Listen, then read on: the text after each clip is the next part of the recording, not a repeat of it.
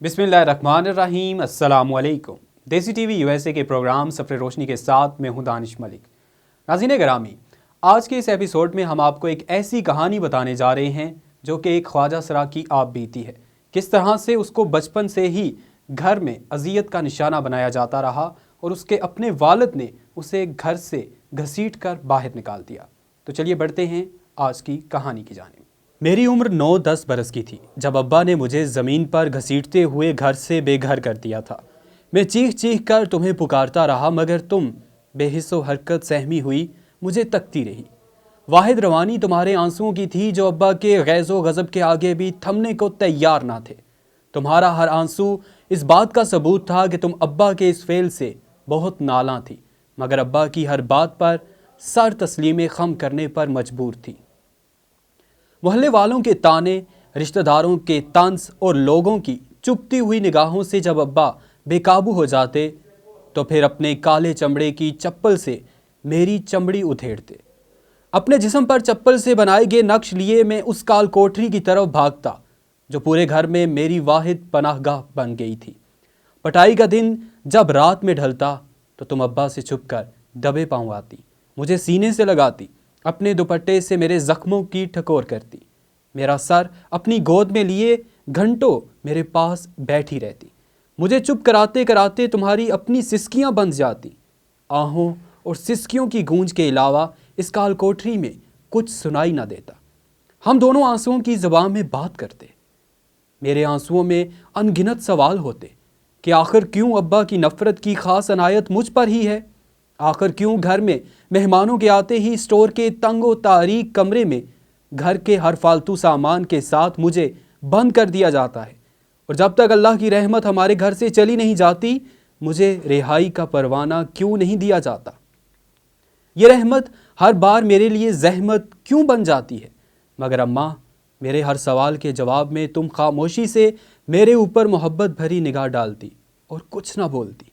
बस कभी तुम मेरे माथे का बोसा लेती और कभी मेरे हाथों को चूमकर इस बात की गवाही देती कि मैं तो अपने राजा बेटे से बहुत प्यार करती हूँ।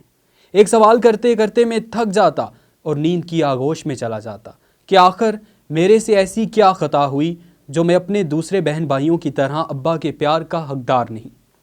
हाँ, तुम्हारी गोद में सो जाने से पहले मैं ये दुआ भी करता कि ये रात कभी ख़त्म ना हो, मगर सुबह होते ही और तुम फिर उस औरत का लबादा ओढ़ लेती जो अब्बा और मुआशरे के खौफ से मुझे प्यार करते डरती थी।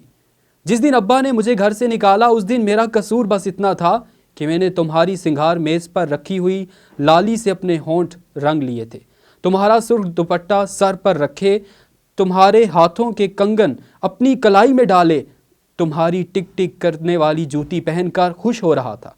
बस ये देखने की देर थी कि अब्बा ने मुझ पर फिर जूतों की बरसात शुरू कर दी। मैं मुआफ़ी का तलबगार रहा मगर मेरी सुनवाई न हुई, और फिर गाली गलौज करते हुए ज़मीन पर घसीटते हुए मुझे हमेशा के लिए सब घर वालों से दूर कर दिया।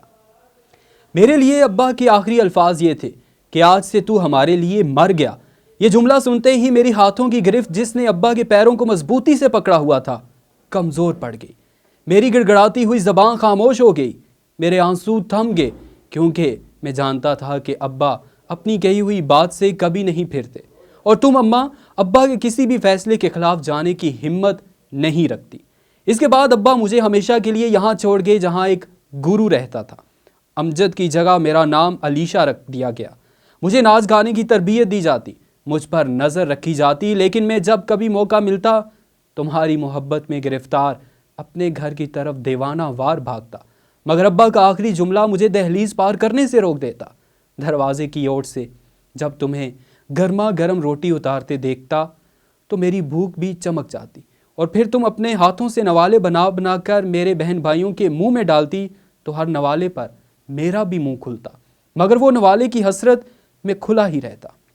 इस हसरत को पूरा करने के लिए मैं अक्सर घर के बाहर रखी हुई सूखी रोटी को अपने आंसुओं में भिगो भिगो कर खाता। बाद की ईदें तो तन्हा ही थीं, पर जब घर बदर ना हुआ था तब भी ईद पर जब अब्बा हर किसी के हाथ पर ईदी रखते तो मेरा हाथ भी फैला ही रह जाता। जब हर बच्चे की झोली प्यार और मोहब्बत से भर दी जाती तो मेरी झोली खाली ही रह जाती। جب ابا اپنا دست شفقت سب کے سروں پر پھیرتے تو میرا سر جھکا ہی رہتا۔ صحن میں کھڑی ابا کی سائیکل جس کو اکثر میں محلے سے گزرتے دیکھتا تو ہر بار دل میں یہ خواہش ہوتی کہ کاش ابا سائیکل روک کر مجھے ایک بار، صرف ایک بار سینے سے لگا لیں، مگر میری یہ خواہش ہی رہ گئی۔ گھر چھوڑنے کے عذاب کے بعد میرے اوپر ایک اور عذاب نازل ہوا جس کے قرب نے میری روح تک کو زخمی کر دیا۔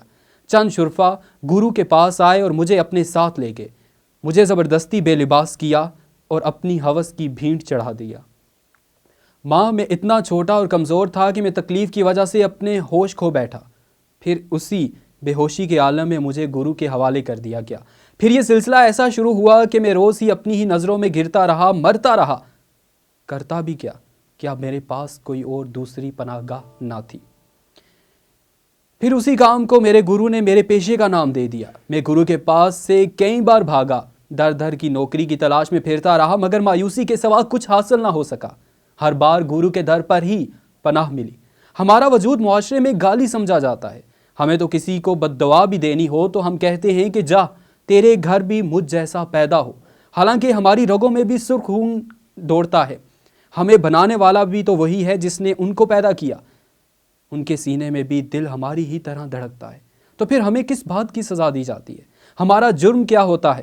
شاید ہمارا جرم یہ ہوتا ہے کہ ہمارا خون سرخ ہے اور معاشرے کا سفید۔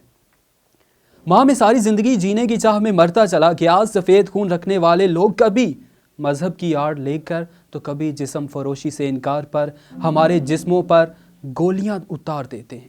میرے ساتھ بھی ایسا ہی ہوا، مجھے بھی گولیاں ماری گئیں۔ جب مجھے ہوش آیا تو ڈاکٹر مجھے امید کی کرن دکھانے کی کوشش میں آہستہ آہستہ میرے کان میں سرگوشی کر رہا تھا کہ اگر تم ہمت کرو تو زندگی کی طرف لوٹ سکتے ہو۔ میں نے بہت مشکل سے اپنے ہونٹوں کی جنبش دی اور ڈاکٹر سے کہا کہ اگر میں ہمت کر کے لوٹ بھی آیا تو کیا مجھے جینے دیا جائے گا؟ جب ملک الموت میرے پاس آیا تو میں نے اس سے جینے کے لیے چند لمحوں کی درخواست کی۔ نہ جانے کیوں اس بار مجھے امید تھی کہ تم دوڑی چلی آؤ گی، میرا بچہ کہتے ہوئے مجھے اپنے سینے سے لگاؤ گی، میرے سر کو اپنی گود میں رکھ کر میرے زخموں کی ٹھکور کر کے مجھے اس دنیا سے رخصت کرو گی۔ لیکن موت کے فرشتے نے چند لمحوں کی مہلت بھی نہ دی۔ سنا ہے قیامت کے روز بچوں کو ماں کے حوالے سے پکارا جائے گا، بس ماں تم سے اتنی سی التجا ہے کہ اس دن تم مجھ سے منہ نہ پھیرنا۔ تو ناظرین، یہ تھی آج کی ایپیسوڈ۔ ہمیں انسان کو انسان سمجھنا ہوگا اور انسان کو جینے کا حق دینا ہوگا۔ اسی کے ساتھ ہی مجھے دانش ملک کو دیجیے اجازت۔ اللہ حافظ۔